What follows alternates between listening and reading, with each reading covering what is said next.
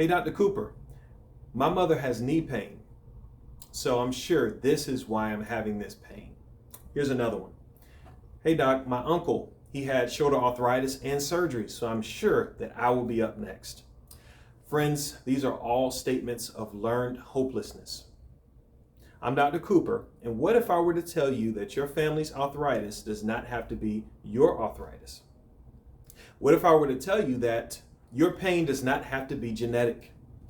I've got a question for you. What's easier to catch, genetics or habits? You may not know this, but even the most dominant genes have to be turned on. I know, it sounds so simple, how could it be true? I've treated thousands of patients between the ages of 4 weeks and 98 years old. I've seen people with fully functioning spines and those without. I've seen patients who were born with vulnerable spines and those who developed them. Now, over about 10% of arthritis are genetic, yet arthritis is the leading cause of disability in the United States. I'm here to tell you that there are things that you can do starting right now to decrease your risk and your pain.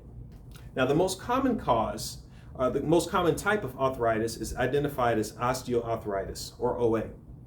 OA is most frequently associated with wear and tear of your cartilage between your discs or joints.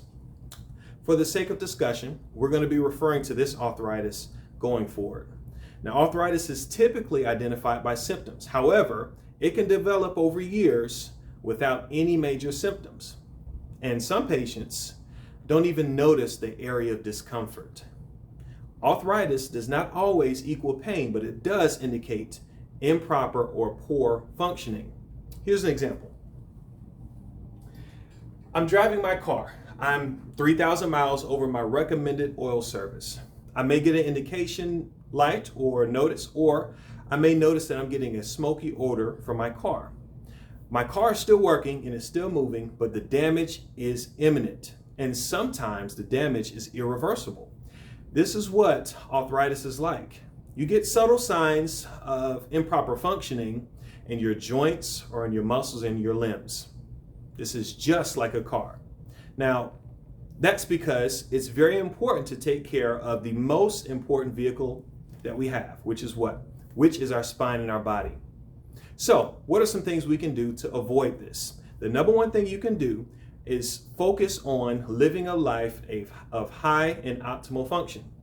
This includes exercising, stretching, maintaining healthy weight, maintaining a diet of anti-inflammatory foods, avoiding toxins, controlling diseases and conditions, preventing injury, and of course, getting routine maintenance care. Now, if this is you and you're looking for something natural as a solution and you have little success, maybe it's time for you to get something supplemental, like routine care or supplements. But if you notice that you're not functioning optimally and your ability to do things is more limited now, reach out to us and we would love to help.